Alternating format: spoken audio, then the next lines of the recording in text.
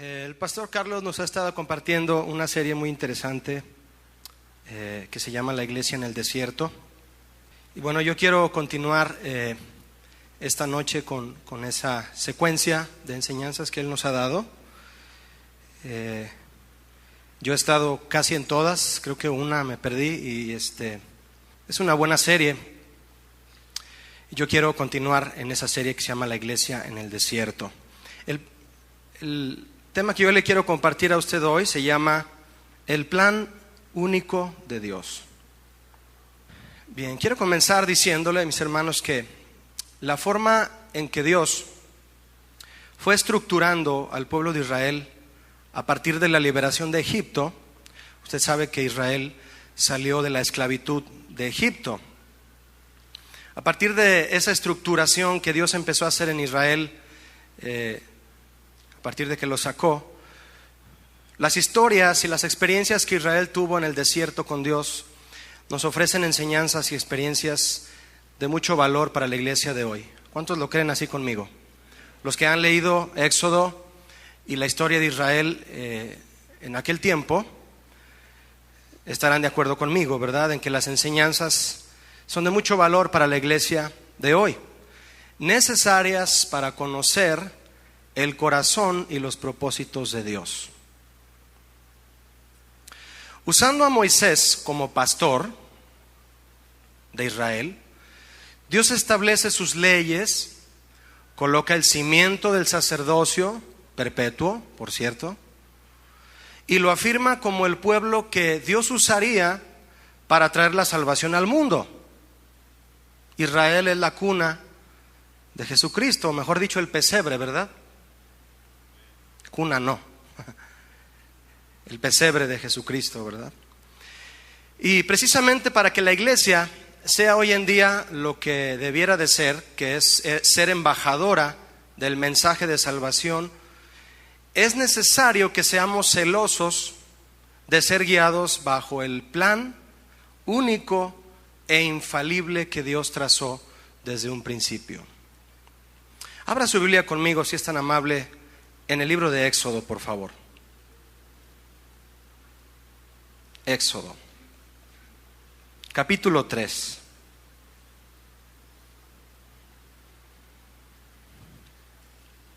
Voy a leer desde el verso 7, si es tan amable, al 10, en voz alta, y usted me sigue con su lectura.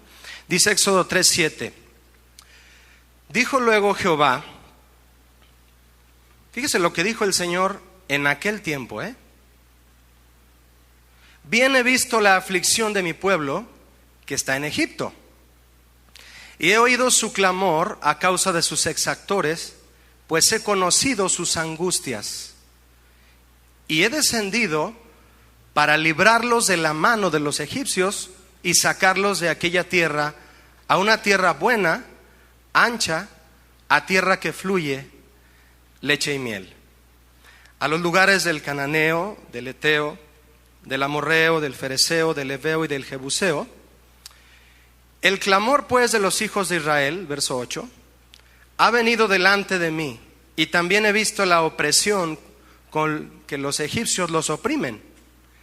Ven por tanto ahora, le dice a Moisés, y te enviaré a Faraón, para que saques de Egipto a mi pueblo, los hijos de Israel. El plan de Dios, mis hermanos, para la iglesia de hoy, lo conocemos y nos mantenemos en él solo a través del estudio de la Biblia. ¿Cuántos creen esto conmigo?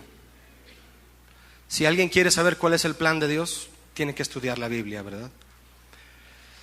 Es por eso que cualquier método que intente edificar la iglesia, si no concuerda con el plan bíblico, debe ser desechado, ¿sí o no? Si no concuerda ese método que tú escuchaste por ahí con la Biblia y con la revelación de Dios que solamente en su palabra se encuentra, debe ser desechado ese plan, ese supuesto plan. En nuestros días, pocas son las veces en que las personas poseen en sus manos, en que poseemos en nuestras manos algo original. Por ejemplo, mira tu reloj. ¿Cuántos traen reloj? Mira tu reloj. Si te dijeron que era original, te timaron. Porque si dices que es un Rolex y te costó 500 pesos, pues no lo andes presumiendo como original, ¿verdad? Es muy contadas las personas que hoy en día pueden anunciar que traen un objeto original. Que fíjate, si no te fijas bien, lo que compras es una imitación, ¿verdad? Que pagarás al costo de un original. En ocasiones así sucede, pero jamás tendrá el mismo valor. No es lo mismo el costo que el valor, ¿verdad?, de una cosa. Los métodos humanos que han surgido en nuestros días, creados supuestamente para edificar la iglesia, en realidad van en busca de dos propósitos solamente. ¿Sabes cuáles son? Multitudes y dinero, ¿verdad? Eso es lo que buscan los métodos humanos que dicen que edifican la iglesia. Solo buscan multitudes y dinero. Si tú te acercas a una librería cristiana en donde el dueño solo le interese vender, tú vas a encontrar libros o videos de los más vendidos, de los más comprados por el liderazgo ingenuo, por los pastores. Están los temas como ¿cómo hacer que la iglesia crezca?, ¿verdad? Y ahí va a comprar el libro de cómo hacer que la iglesia crezca. O si no, puedes comprar el libro que se llama Mega Iglesias en un año, ¿verdad? ¿Has visto esos temas en la librería? ¿Cuántos han visto ese tipo de temas? Nadie los ha visto, nomás yo. Otro tema, por ejemplo, la iglesia que crece. ¿Se ha fijado? Ahora sí levanta la mano. ¿Cuántos han visto un tema así? Temas que los ves el título en la portada y te llama la atención comprarlo porque quisiera saber cómo hacerle para que la iglesia crezca. Otros temas, las finanzas en el ministerio, ¿verdad? Otros temas que llaman la atención. O si no, otro tema puede ser el pastor y los diezmos. O si no, otro, ¿cómo enseñar, a la iglesia a dar? Me equivoqué un poquito. ¿Cómo enseñar a la iglesia a dar? Y ahí va el pastor porque quiere que la iglesia dé. ¿Se fija cómo los métodos humanos solo buscan multitudes y dinero? Tenga cuidado, Todos estos son temas manipulados y alterados por hombres que han dado a la iglesia una imagen de empresa, en donde los pastores son los empresarios y las ovejas son los clientes. ¿Cuántos son clientes aquí? No, ustedes no son clientes.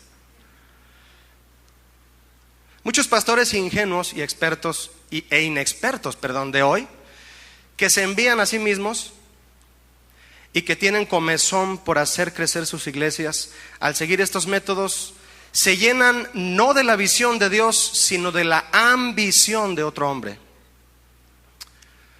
Como ven que este hombre vendió el libro y es un bestseller en Nueva York y salió en la revista Poder y Negocios, y van tras el método, ¿verdad?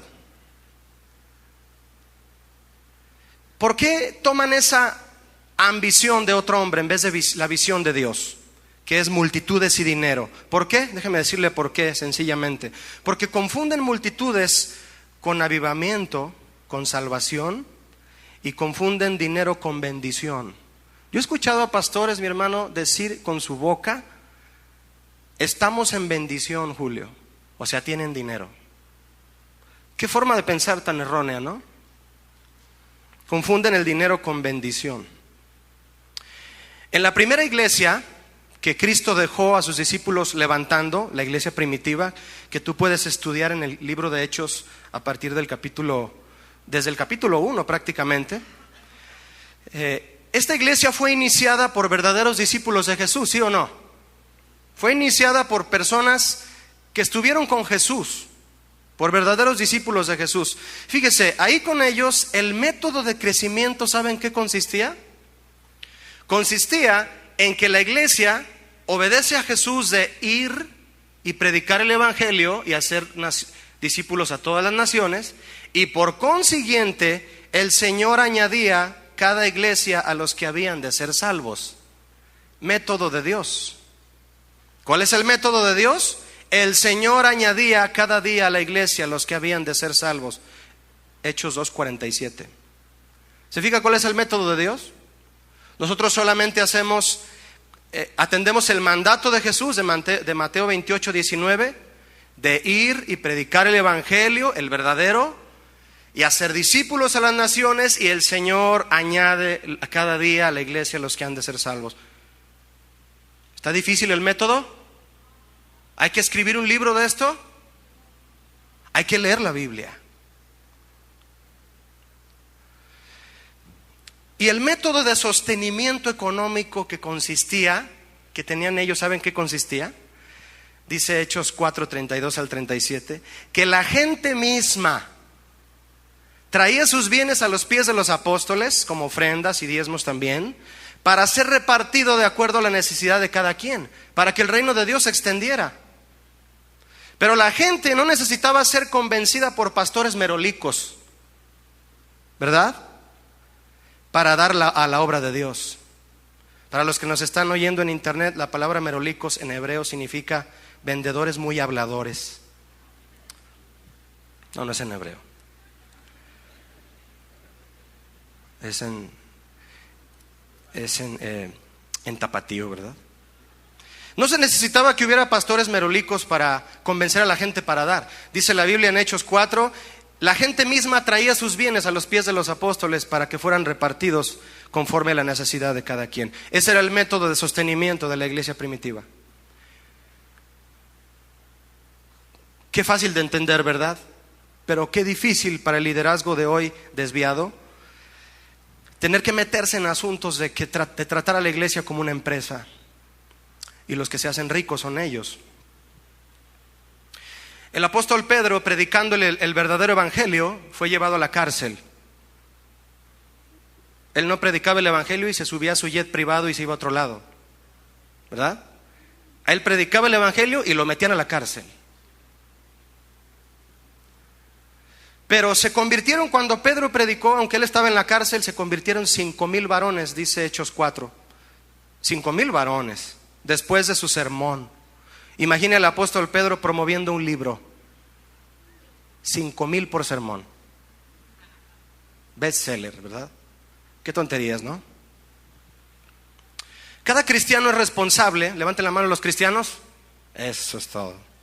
Cada cristiano es responsable de instruirse en el plan bíblico de Dios para la iglesia, para no ser atrapado y estar viviendo en un plan que puede parecerse, pero que ha perdido los valores del plan original. Nuestro Dios, cuando hace un plan, no se equivoca. ¿Sabía eso usted? Que Dios no se equivoca cuando hace un plan. Y por lo mismo Él no tiene por qué cambiarlo o hacerle modificaciones de último momento. Dios no es un Dios que hace el plan B por si le falla el plan A. La Biblia tiene un solo plan y lo vamos a estudiar esta noche, usted y yo.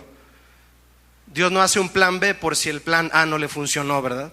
Desde el día en que Israel salió de Egipto, Dios ya nos estaba mostrando el plan que tenía para la iglesia de hoy, desde aquel entonces. Primero veamos dónde y cómo se encontraba Israel. ¿Quiere ir conmigo, por favor, a Éxodo 1? Usted tiene su Biblia en Éxodo 3, dele vueltita, por favor, a Éxodo 1. Primero vamos a ver, le repito, cómo se encontraba Israel. Y vamos a ir haciendo comparativas para ver si ese plan que Dios hizo para Israel se asemeja al plan que Dios quiere para la iglesia de hoy, para la gente de hoy. Éxodo 1:13, ¿lo tiene? Dice, y los egipcios hicieron servir a los hijos de Israel ¿con qué? Con dureza, y amargaron su vida con dura servidumbre en hacer barro y ladrillo, y en toda labor del campo y en todo su servicio, al cual los obligaban con rigor. ¿Los trataban bien? ¿Los trataban mal? Este es el cuadro, mis hermanos, este es el cuadro resumido de la situación en la que se encontraba el pueblo que Dios amaba y que ama y que quiere salvar. Situación de tres cosas. Compárelo con su vida, con usted. Situación de esclavitud, dureza y amargura. Eso encontré yo en Éxodo 1, 13 y 14. Situación de esclavitud, dureza y amargura. 3 palabras que describen la vida de alguien que está hundido en las vivencias del mundo. ¿Sí o no? ¿Tienes algún pariente o algún amigo que no ha venido a la iglesia aún? ¿En qué está hundida su vida? ¿No está hundida en esclavitud, dureza y amargura? Sí. Sin Dios, eso es lo único que obtiene el hombre. Esclavitud por el pecado, dureza en su corazón y amargura en su alma. De esta misma situación, Dios nos sacó a muchos de los que estamos aquí. A muchos. Y debemos tener presente que hay otros que no han salido aún, que pueden también estar aquí. Pero Dios tiene un plan perfecto, ¿sí o no? De eso estamos hablando. Ahora bien, yo quiero invitarle a que imagine esto. Imagine a una persona que tiene mucho dinero y que estando en el mundo se metió en lo peor, en los vicios, en las drogas, en todo lo que usted sabe que el mundo es capaz de sumergir a una persona, y tiene dinero. Viene de Egipto, viene del mundo, que es simbolizado por Egipto, ¿verdad? Habiendo sido esclavo del pecado y con el corazón endurecido de amargura. Imagine que esta persona llega hambriento de esperanza a una iglesia. ¿Lo está imaginando? Qué bueno. Imagine que llega hambriento de esperanza a una iglesia donde de repente le comienzan a predicar que Dios lo quiere bendecir en sus finanzas y en su negocio, y que ser pobre no es de Dios. ¿Qué va a decir esta persona que venía hambrienta de esperanza y con todo el dinero del mundo? ¿Sabe qué va a decir? Va a decir: vine a una iglesia cristiana a que me digan que Dios quiere darme aquello de lo que yo ya estoy cansado. ¿Sí o no? ¿Verdad que sí? Y luego, para colmo, enciende la televisión en el canal ese de Te Enlacé, donde te enlazan a la gente, y ve que se trata de puro pedir dinero. Y está hambriento de esperanza, porque dinero le sobra. Lo que le falta es Cristo, y nadie se lo ofrece. ¿Se fija cómo los métodos de hoy en la iglesia solo buscan multitudes y dinero? Déjeme decirle, mi hermano, que estas personas que llegan amargados a la iglesia, al oír mensajes que no hablan del plan de Dios, tornan toda esa amargura en contra de la misma iglesia.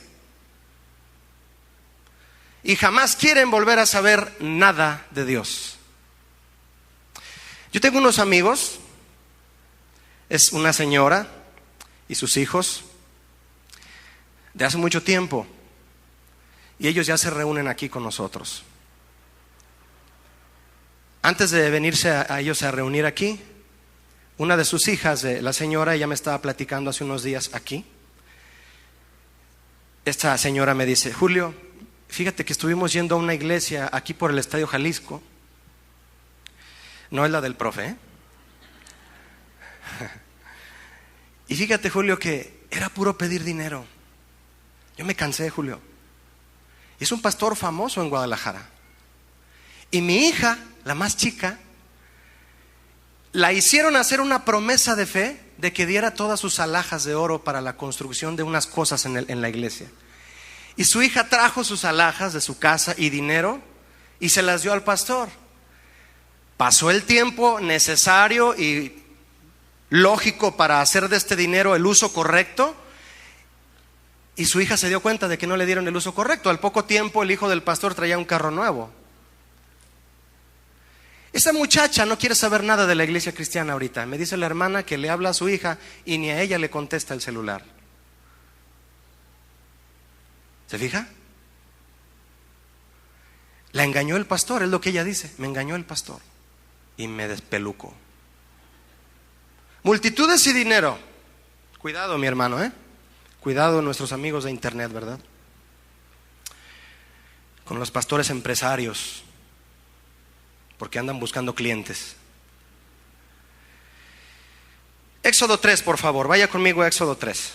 Dele vuelta otra vez, por favor. Dice Éxodo 3:1: Apacentando Moisés las ovejas, ¿ya vio que sí era pastor? ¿Ya ve que podemos asemejarlo con la iglesia de hoy? El asunto de Israel, Moisés era pastor. Apacentando Moisés las ovejas de Jetro, su suegro, sacerdote de Madián, llevó las ovejas a través del ¿qué? Dígamelo fuerte. Del desierto.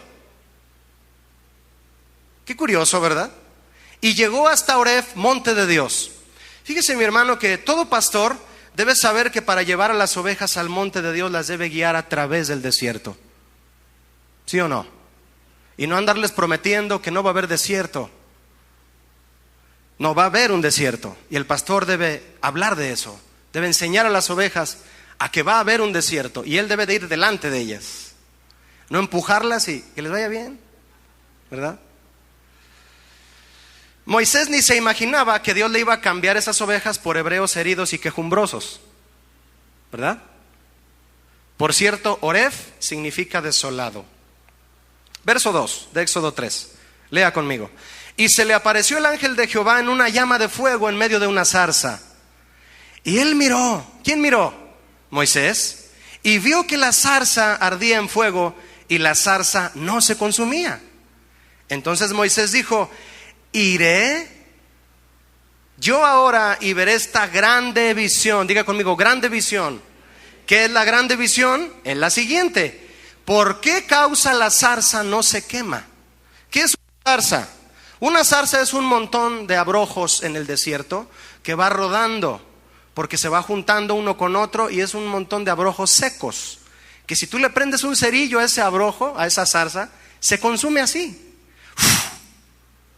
Llamarada de petate, como dicen. Si tú le prendes con una antorcha a esa zarza, en menos se consume, queda ahí la ceniza. Y a Moisés le llamó la atención que un abrojo así de barato, que no valía nada, estuviera encendido pero no se quemaba. Y para Moisés eso era una grande visión. Grande visión. Fíjese usted que Moisés no fue a ver la zarza. Zarzas había por todos lados. Lo que Moisés quería era saber la razón por la cual la zarza ardía pero no se quemaba. Es muy distinto, ¿no es así? Es muy diferente. Moisés no fue tras la zarza, fue tras la gloria de la zarza. ¿Sí o no? Él no vio cualquier zarza, vio una zarza que era igual a todas, es cierto, pero tenía algo encima y era fuego que la hacía estar encendida pero no se quemaba. Fíjese usted, mi hermano, que hoy en día muchos pastores hambrientos de avivamiento y bendición,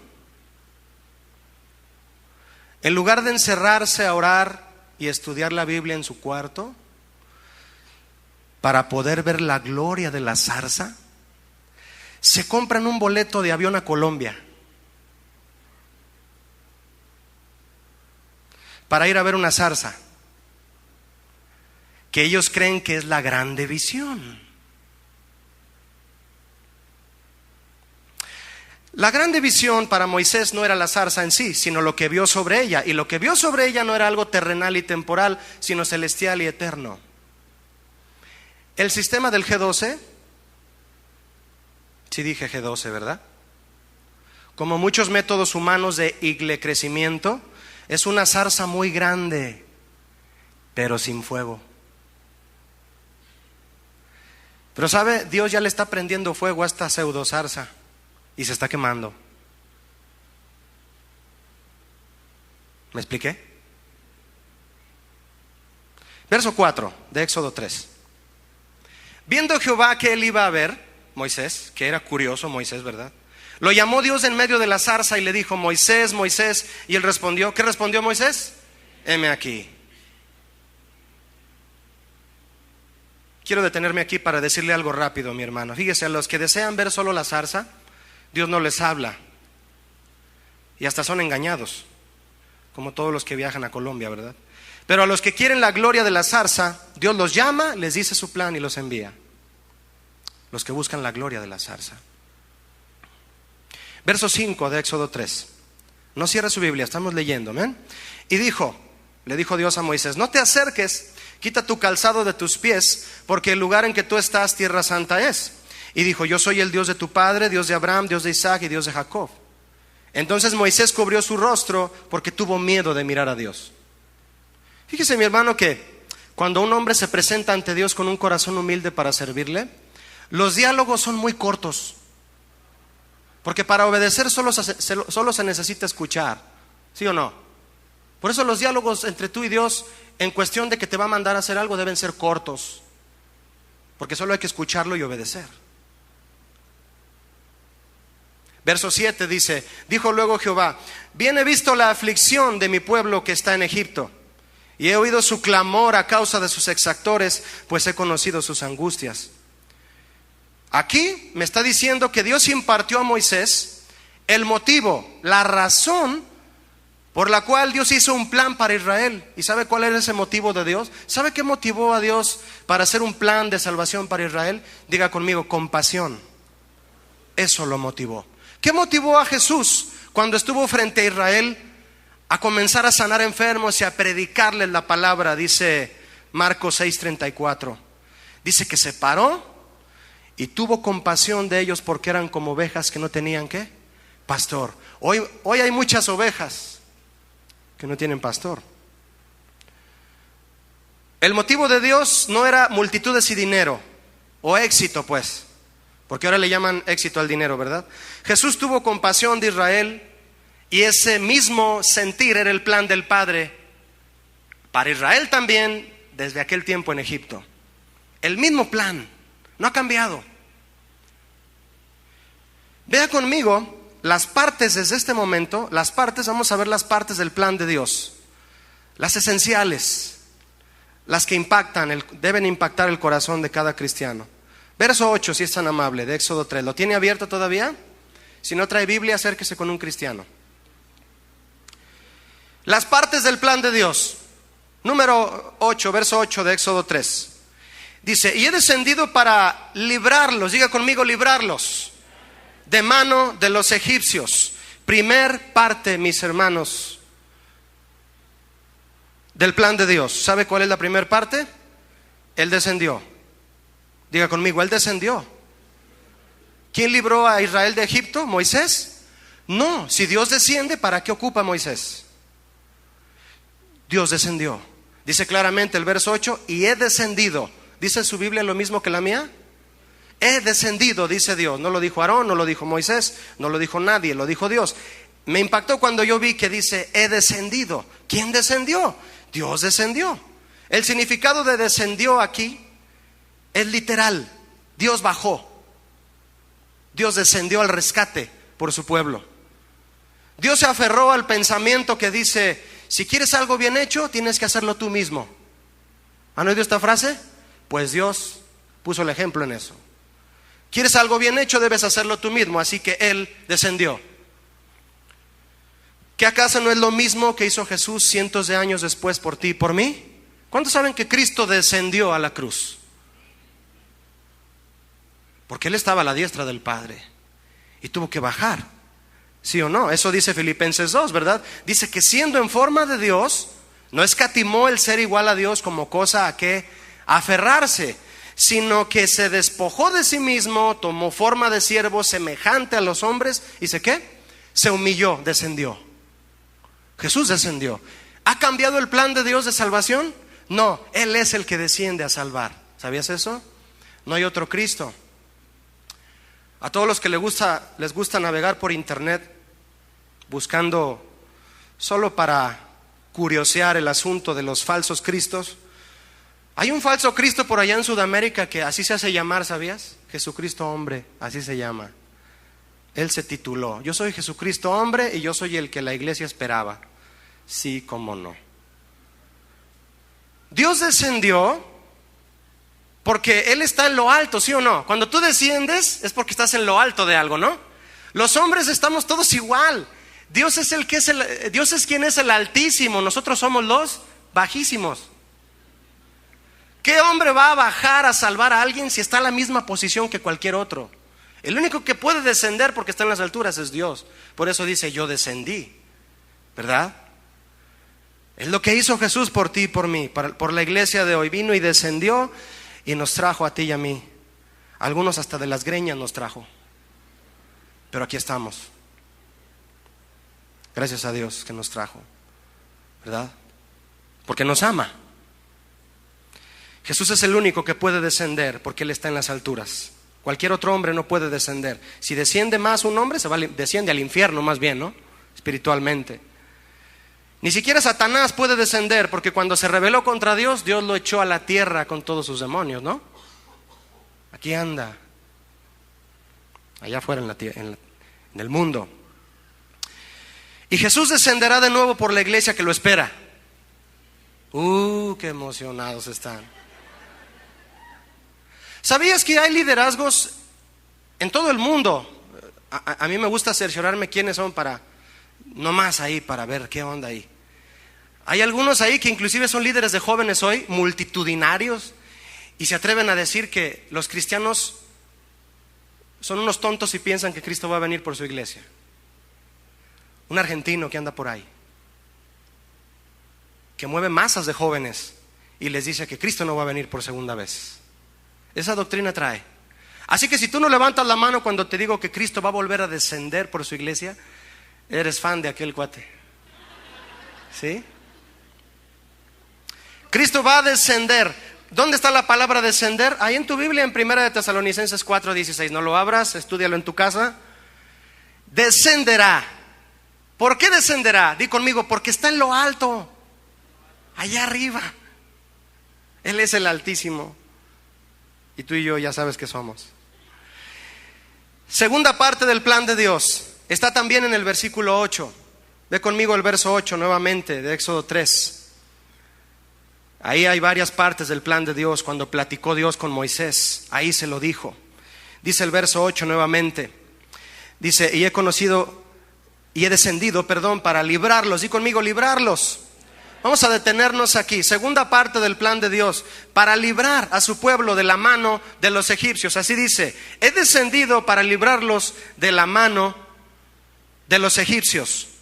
Así dice en tu Biblia, también en la mía. He descendido para librarlos de mano de los egipcios. Esta es la segunda parte del plan de Dios. Esto habla de la misericordia de Dios que nos desencadena del pecado y nos quita de estar haciendo ladrillo para el faraón. ¿Cuántos ya no hacen ladrillo para el faraón? ¿Qué es hacer ladrillo para el faraón?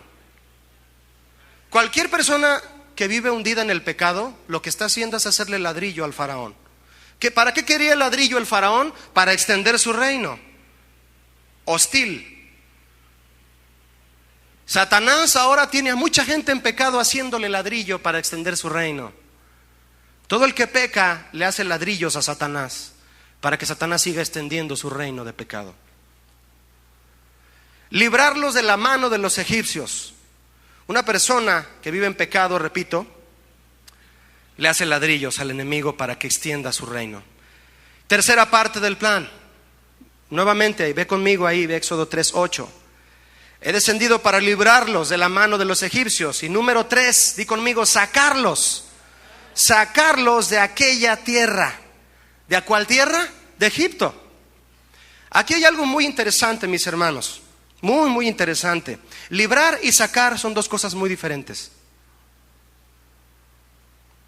¿Está conmigo?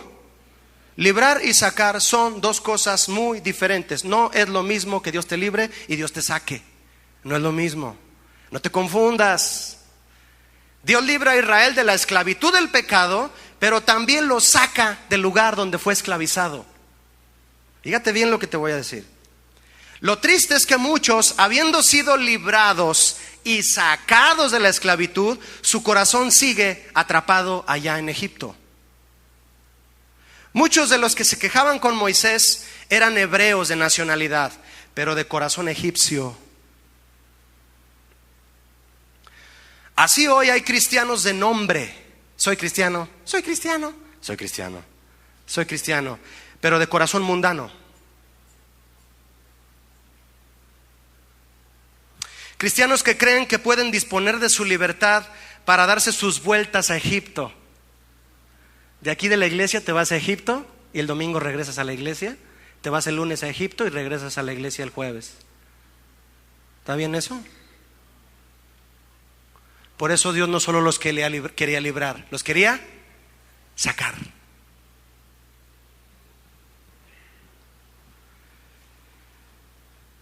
Cristianos que creen que pueden disponer de su libertad para darse sus vueltas por Egipto cuando ellos quieren. Y esa actitud de querer venir a la iglesia y volver a Egipto cuando tú quieras es como si le pusieras una alfombra a la apostasía. Una alfombra donde estás a punto de entrar a un estado de apostasía.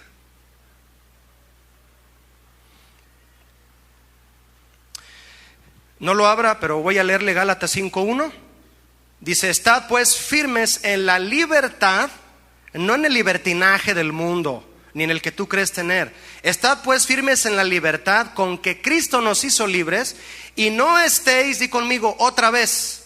Estás diciendo algo que la Biblia dice. Y no estéis otra vez sujetos al yugo de esclavitud. Si te sacaron de Egipto, quédate fuera de Egipto.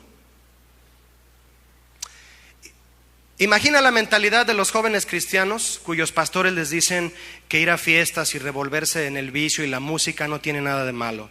¿Sabes lo que les dicen? En otras palabras, medio parafraseado por tu servidor. Lo que les dicen en realidad es: ve, siempre y cuando no te contamines. Ve a las fiestas de tus amigos de la escuela, siempre y cuando no te contamines. Métete a la alberca, pero no te mojes. ¿Verdad? ¿Se oye tonto eso? Es igual de tonto. Es como si Moisés le hubiera dicho a un israelita: ¿no quieres venir con nosotros? Regrésate a Egipto, yo sé que a Dios allá te va a bendecir. Ya no eres esclavo, ya no haces ladrillo, ya no haces barro. Regrésate a Egipto, allá Dios te puede bendecir. Ve con Dios. ¿Verdad? Es una tontería, ¿no? Decirle eso a un joven cristiano: métete a la alberca, pero no te mojes. Eso está ocurriendo hoy, ¿sabía? De eso nos ha hablado el pastor muchísimo. Y esto quiere hacer a un lado el plan de Dios, de que Dios no solo libra, sino, di conmigo, me sacó. Me sacó de Egipto. No solo me rompió las cadenas y me dejó ahí en el lodo. No, me agarró de los pelos, como decía, y me sacó. Me rompió las cadenas, pero me sacó. Hay que entender esos dos factores, mi hermano, porque muchos no lo han entendido y saliendo de la iglesia se regresan a Egipto. Y luego vienen a la iglesia el domingo todos llenos de lodo y con ladrillos aquí, pedazos de ladrillo.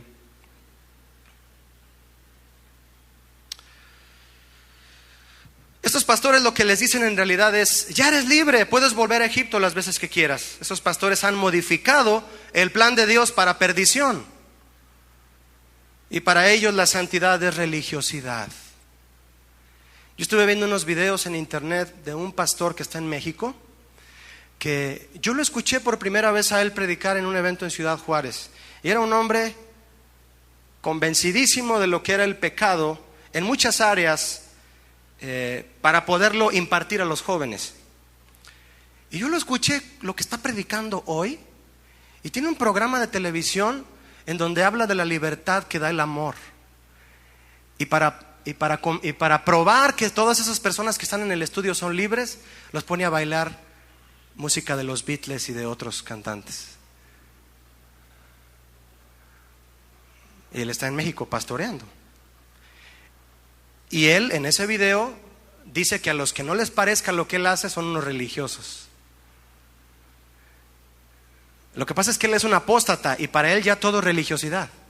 Todo lo que es santidad para un apóstata es religiosidad. El apóstata confunde la santidad con religiosidad. Ya no le parece la santidad de Dios, todo lo ve religioso. Y por eso se va al mundo y cree que sigue siendo cristiano, hasta que completamente cae en las garras de Satanás y deserta del ejército de Dios. Hoy tú me puedes decir: Julio, ¿cómo le hago? Ahora que soy libre, quiero ser un buen cristiano, pero no puedo salir del mundo. Tengo que seguir allá en mi trabajo donde hacen unas cochinadas, Julio, y yo estoy ahí entre ellos. Bueno, puedes estar entre ellos, pero tu corazón no. ¿Sí o no? A los israelitas Dios los sacó físicamente de Egipto, y muchos de ellos su corazón estaba en Egipto. Nosotros, por el contrario, si queremos atender al milagro de Dios de habernos sacado, lo que sucede con nosotros es que si nos topamos con cosas del mundo, nos topamos ahí, tenemos roce con las cosas del mundo por necesidad de estar relacionándonos por trabajo, por ese tipo de cosas, pero tu corazón puede estar guardado en un cofre de santidad. ¿Sabes lo que oraba Jesús cuando estaba a punto de ascender a los cielos? ¿Sabes lo que oraba Jesús por sus discípulos en Juan 17? Fíjate lo que oraba Jesús. Señor, yo les he dado tu palabra y el mundo los aborreció, porque no son del mundo como tampoco yo soy del mundo, no son de Egipto. No ruego que los quites del mundo, Señor, sino que los guardes del mal. No son del mundo como tampoco yo soy del mundo. ¿Quién dijo eso? Jesús. Y si Jesús lo dijo, tú y yo podemos, por necesidad de tener que estar rozándonos con las cosas del mundo, los que tienen trabajo, etcétera, tu corazón puede estar guardado en santidad. ¿Sí o no? Esa es la parte número 3, ¿verdad? Que Jesús, Dios, nos saca de Egipto, no solo nos libra. Así que si eres cristiano de corazón mundano, si eres israelita de corazón egipcio, Dios dijo en Éxodo 3:8 que no solo los libró, sino que los sacó. Parte número 4 del plan de Dios. ¿Quieres verlo conmigo? También está en el verso 8. Vamos adelante en el verso 8 de Éxodo 3. Dice, y sacarlos de aquella tierra a una tierra que tiene 4 características: buena y ancha, y a tierra que fluye leche y... ¿Qué significa que Dios nos quiere llevar a una tierra buena? La palabra buena aquí es fértil, porque en el plan de Dios todo lo que se siembra produce buenos frutos. Ahora sí, en las manos de Dios tu matrimonio, si le echas ganas, puede fructificar. Ahora sí, si le echas ganas con tus hijos, pueden convertirse y tener una relación con Dios. No como en el mundo, allá la tierra no es buena, la tierra no es fértil. Las semillas que siembras en el mundo no dan fruto, pero cuando tú siembras una semilla en el reino de Dios, da fruto porque la tierra es buena. ¿Qué otra característica tiene esta tierra donde Dios nos va a llevar? Es una tierra ancha. ¿Qué es ancha aquí? Extensa. Ya no es la celda apretada de Egipto. Ya no es el fango ahí donde guardias egipcios por todos lados sin dejarte salir a ningún lado. Ahora es una tierra extensa, lejos de la opresión, entre el pecado y la pared, ¿verdad?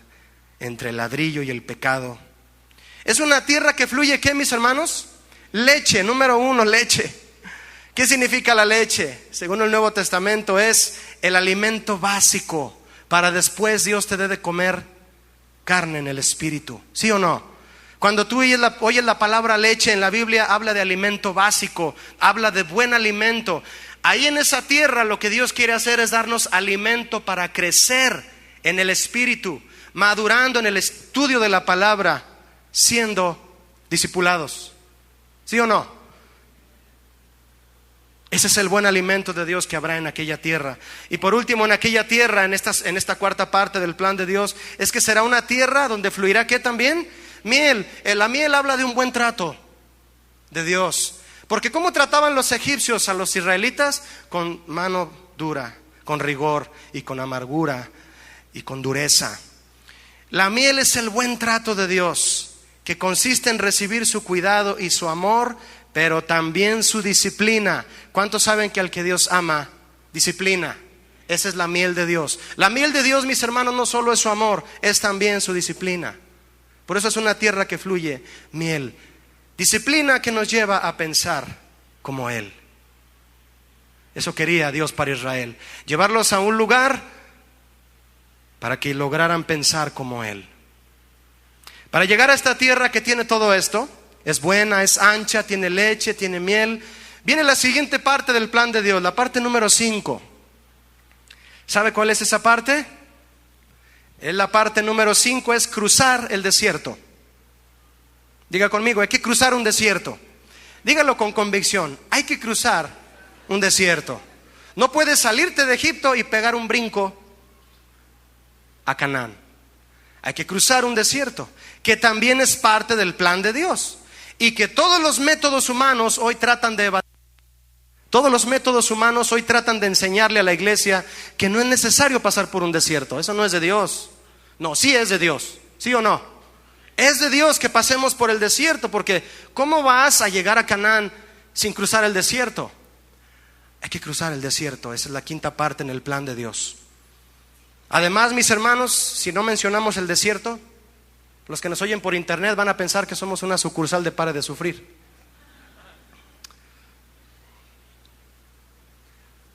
En Egipto, que es el mundo, serás afligido por el maltrato de Faraón, de Satanás. Escucha esto, a ver si es de tu talla.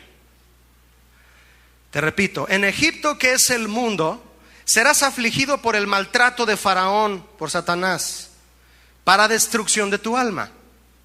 En el desierto serás quebrantado por el toque gentil de Dios, para poder llegar a ser una nueva criatura.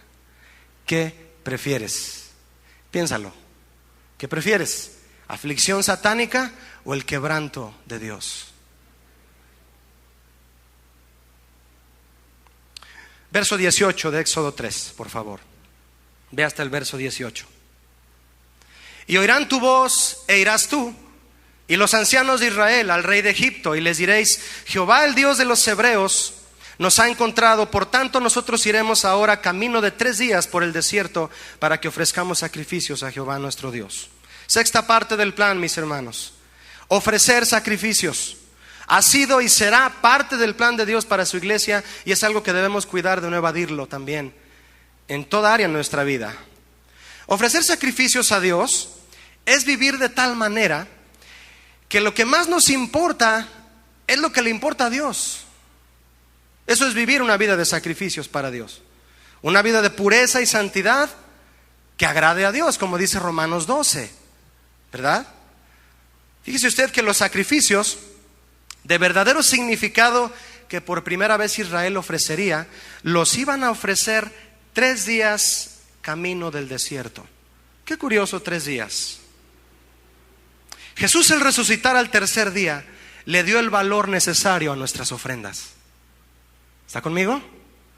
Jesús, al tercer día, habiendo resucitado, le dio el valor necesario para que nuestras ofrendas sean aceptadas por el Padre. Camino de 3 días en el desierto ofrecerán sacrificios. Déjeme tirar una pedrada más. Los cantantes cristianos de hoy no son sacerdotes según el orden del éxodo de Dios. Tampoco son directores de alabanza. Y le han quitado completamente el valor a las ofrendas que la iglesia debe de ofrecer como sacrificios de alabanza. Sacrificios de alabanza, ¿de dónde saqué esa frase? De Hebreos 13:15. Habla de los deberes cristianos y dice que debemos ofrecer sacrificio de alabanza continuamente, fruto de labios que confiesan el nombre del Señor. La iglesia debe de ofrecer sacrificios de alabanza, así como Israel tenía que salir camino de 3 días al desierto para comenzar una vida de ofrecer sacrificios. Esos cantantes de hoy no nos dirigen en alabanza. Si tú vas a ese auditorio, pagas el dinero para la entrada y te paras ahí a ver el espectáculo, no te dirigen en alabanza. ¿Sabías eso? No es un sacrificio lo que se ofrece.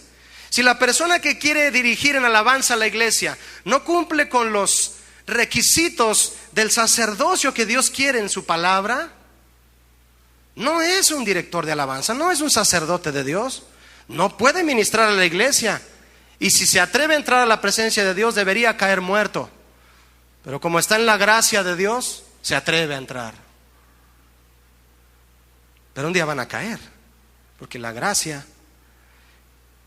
está rodeada también de la tolerancia de Dios, que un día Él va a usar para pedir cuentas.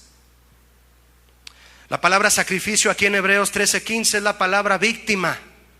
Víctima, yo debo ponerme en lugar de esa víctima, que mi cuerpo sea un sacrificio vivo, como dice Romanos 12. Dice sacrificar por fuego, y la palabra alabanza es ofrenda de gratitud. Dígame dónde está la palabra sacrificio ejercida en todos esos conciertos y dónde está la palabra ofrenda de alabanza ejercida en todos ese tipo de eventos. No la hay. Es un espectáculo que usted va a ver, se divierte y se va. Pero no hubo sacrificio de alabanza. Lo único que usted sacrificó fue lo que pagó por el boleto. Y para el que recibe la lana de ese boleto, no fue sacrificio, créame. No es ningún sacrificio meterlo a su cuenta del banco. ¿Son sacerdotes esos? No, claro que no son. No han leído Números 18, ¿verdad? Donde dice cómo se sostenían los levitas. Por causa de las falsas doctrinas de hoy, la iglesia vive exigiéndole a Dios una vida de comodidades. Fíjese lo que le dije. Por causa de las falsas doctrinas de hoy, la iglesia vive exigiéndole a Dios una vida de comodidades. A Dios no se le exige una vida de comodidades. A Dios se le ofrece una vida de sacrificios de alabanza. ¿Sí o no, mi hermano? Eso dice la Biblia, no le estoy diciendo otra cosa. Vaya conmigo por último para ver la última parte del plan de Dios y la más impactante, que también hoy quieren evadir los falsos profetas. Éxodo 25:8. Dele vuelta ahí, por favor. Éxodo 25:8. Última parte del plan de Dios que Dios le dijo a Moisés. La parte número 7. Dice Éxodo 25:8: ¿y harán un qué? ¿Santuario para ustedes? ¿Para quién dice? Para mí. ¿Quién es mí? Es Dios. Harán un santuario para mí y habitaré en medio de ellos. ¿Cuántos saben que Dios quiere estar en medio de nosotros? Como dice Sofonías 3:17, Jehová está en medio de ti, poderoso. Él salvará. En Sofonías también habla del plan de Dios, que Dios quiere salvar, ¿verdad? Esta parte del plan de Dios, además de estar vigente, es la parte con la que Dios se compromete con su pueblo en algo trascendental. ¿Sabe cuál es la parte séptima del plan de Dios? Hacer del corazón del hombre un santuario, la habitación misma de Dios. Si usted continúa leyendo en su casa todo Éxodo 25, en el versículo 9 dice que Dios ordena a Moisés la construcción de un tabernáculo, que en hebreo es Mishkan, y que significa, fíjese lo que significa tabernáculo, para que usted me diga si no era el plan de Dios el mismo allá, en aquel tiempo que hoy. La palabra Mishkan, que significa tabernáculo, significa en español un santuario, una tienda ambulante y habitación permanente. Un tianguis, pues, que armaban para que ahí Dios se manifestara, y cuando Dios les decía, ahora pónganlo allá, ahí van a levantarlo, a desarmarlo y armarlo allá donde Dios les dijo. Era ambulante el templo. ¿Cuántos de aquí se van a ir a su casa? Eres ambulante. No estás ahí clavado en la silla y te quedas ahí toda la semana hasta el domingo. Eres ambulante. Pero Dios vive en ti, ¿sí o no? Somos el tabernáculo de Jesús, ¿sabías? Mishkan es tabernáculo, tienda ambulante, habitación permanente. ¿Es el plan de Dios el mismo, sí o no? No hay un plan B. El plan B lo sacan los líderes de hoy. En nosotros, la iglesia de hoy, se cumple esta parte del plan al convertirnos en tabernáculos de Jesús, por el hecho de que Él habita en nosotros, o por lo menos en los que hemos nacido de nuevo. Nuestro cuerpo es templo del Espíritu Santo, amén. 1 Corintios 6:19. Y para reafirmar lo que hemos hablado en relación a la iglesia y el mundo, quiero invitarte a que leamos juntos 2 Corintios 6:16. Ve conmigo ahora hasta 2 Corintios 6:16 para reafirmar esto que hemos hablado respecto al plan de Dios y el plan que los hombres están sacando hoy. 2 Corintios 6:16. Vamos a ver qué escribió Pablo aquí. Dice el verso 16: ¿y qué acuerdo hay entre el templo de Dios y los ídolos? ¿Lo leyeron conmigo? ¿Lo leyeron de corazón? ¿Lo entendimos todos? Está claro, ¿verdad? Somos el tabernáculo de Jesús y dice aquí la palabra de Dios. ¿Qué acuerdo hay entre el templo de Dios y los ídolos? Porque vosotros sois el templo del Dios viviente, como Dios dijo. ¿Qué dijo? Dios dijo en Levítico 26:12, lo que tú vas a leer aquí en Corintios. Habitaré y andaré entre ellos y seré su Dios. ¿Y ellos serán qué? Mi pueblo. Eso dice Levítico 26:12. Pablo lo estaba repitiendo a los de Corinto. Verso 17: por lo cual salid de en medio de ellos. ¿Sí o no es salid?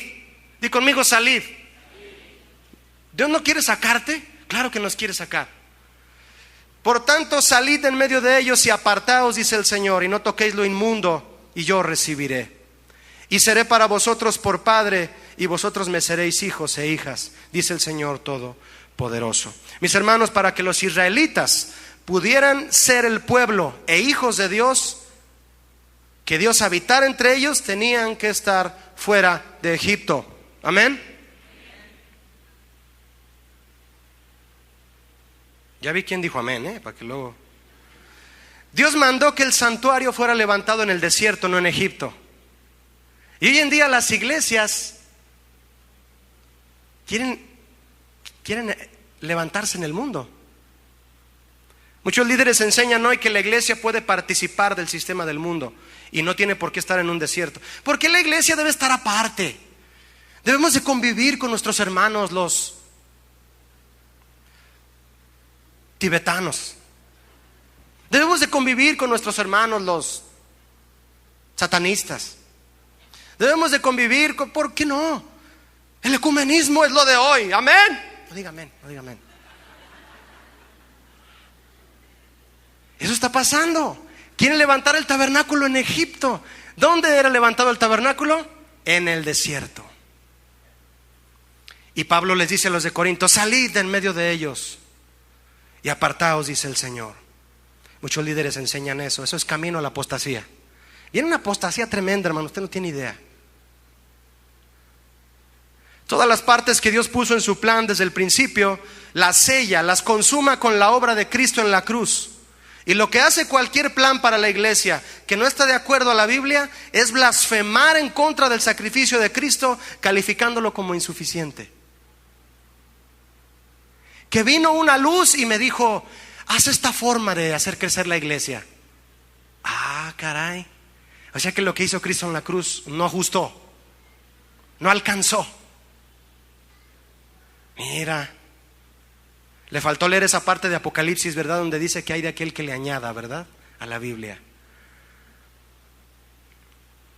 Moisés, Josué, David, Juan Bautista, Pedro, Pablo y muchos otros que fueron los verdaderos apóstoles de Dios transmitieron a Israel el plan de Dios sin alterarlo. La iglesia de hoy, en medio de toda esta apostasía, debemos tener celo de seguir transmitiéndolo tal y como está en la Biblia. Amén. Dios descendió, Dios nos libró, Dios nos sacó, Dios nos lleva a una tierra buena, ancha y que fluye leche y miel, para ofrecer sacrificios, pasando por un desierto y ser un santuario de Dios. ¿Ha cambiado el plan de Dios hoy? No, mi hermano, es el mismo, porque Dios es el mismo ayer, hoy y siempre. Amén. Ponte de pie conmigo para que demos gracias a Dios que tiene un plan para ti y para mí. Si este es el plan para tu vida, ¿por qué no levantas tus manos y le damos gracias esta noche? Y como dice Hebreos 13, ofrezcamos a Dios continuamente sacrificios de gratitud. ¿Por qué no levantas tus manos y das gracias a Dios? Y le dices conmigo: Señor, gracias porque soy parte de tu plan. Todos los que piensen igual que yo, porque así dice la palabra de Dios, levanta tus manos y dile: gracias porque soy parte de tu plan, Señor. El plan de salvación único que tú trazaste y no te equivocaste ni lo estás cambiando. Eres el mismo ayer, hoy y siempre, Señor, y no te equivocas. No le has hecho cambios. Deseas lo mismo para los hombres. Deseas descender y rescatar, para librar y sacar, Señor. Deseas llevarnos a una tierra buena. Deseas pasarnos por un desierto para ser discipulados y madurados. Deseas que te ofrezcamos sacrificios y deseas, Señor, que seamos un tabernáculo de tu gloria. Dale gracias con tus manos alzadas antes de irte de este lugar esta noche. Señor, gracias porque somos parte de tu plan. Ya desde el vientre de nuestra madre, Señor, tú viste el embrión y tenías un plan para nosotros, y este es tu plan perfecto de liberación. Gracias, Señor, por tu salvación y por todo lo que hay en tu plan para mí. En el nombre de Jesús. Amén. Que Dios les bendiga, mis hermanos.